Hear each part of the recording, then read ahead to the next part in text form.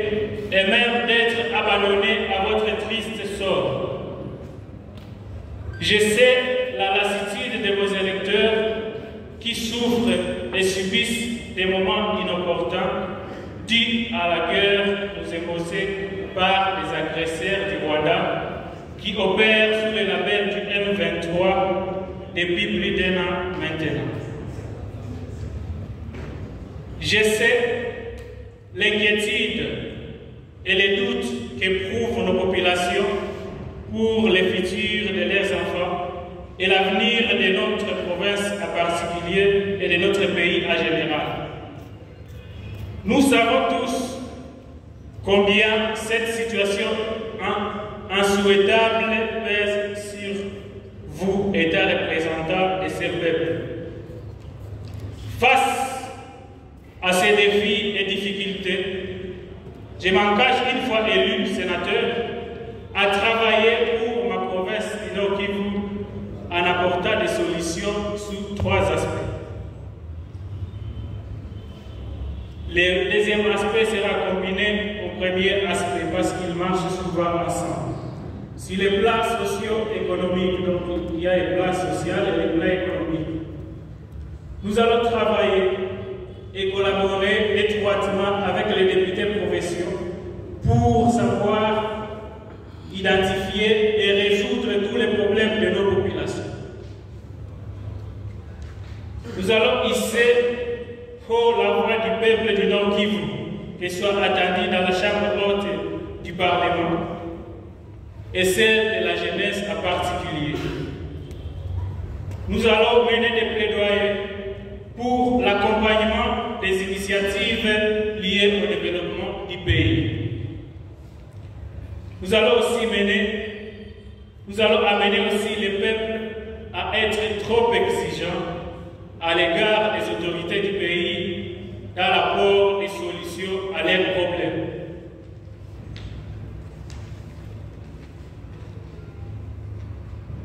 Nous allons aussi accompagner et soutenir la lutte de la société civile et les mouvements citoyens, celle de déclarer la province du Nord Kivu sinistrée.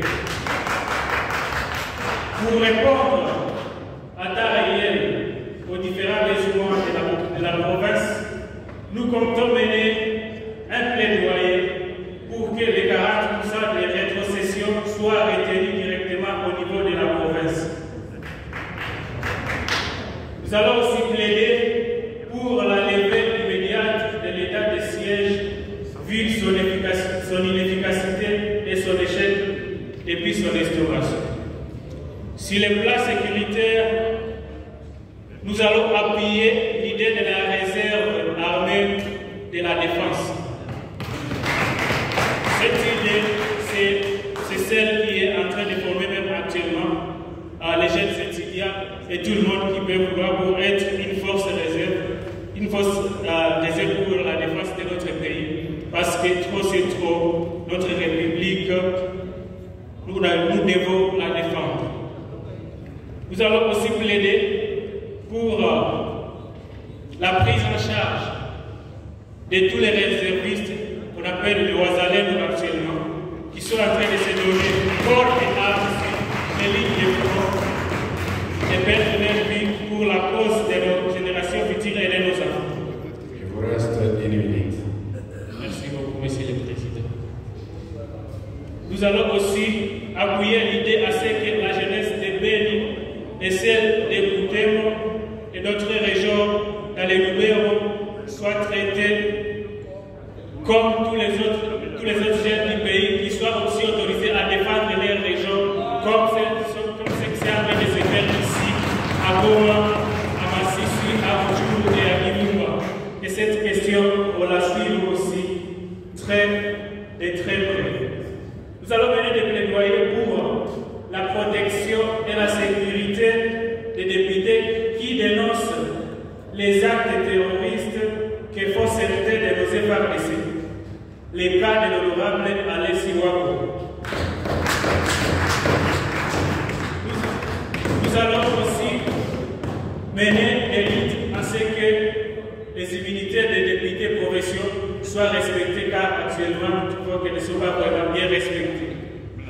Nous allons mener ce plaidoyer à ce que ça soit respecté par tout le monde, même par les militaires, qui pensent que quand ils sont là, ils ont tous les pouvoirs du pays.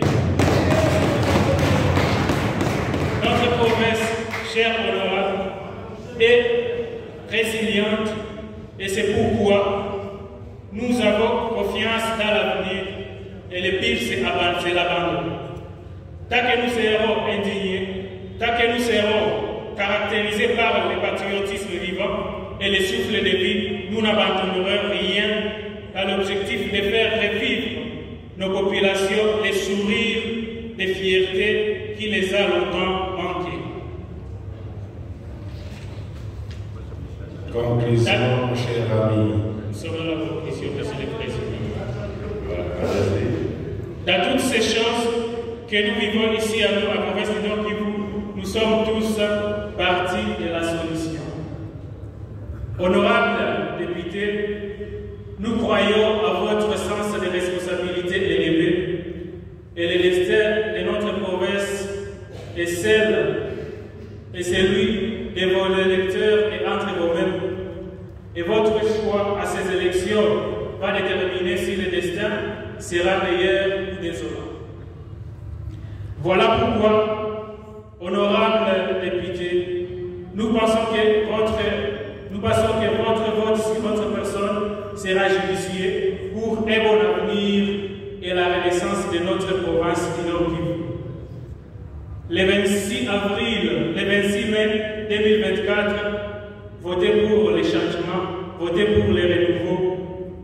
Je m'engage à être le sénateur de ces renouveaux, de cette unité à bâtir, et je serai toujours à votre écoute.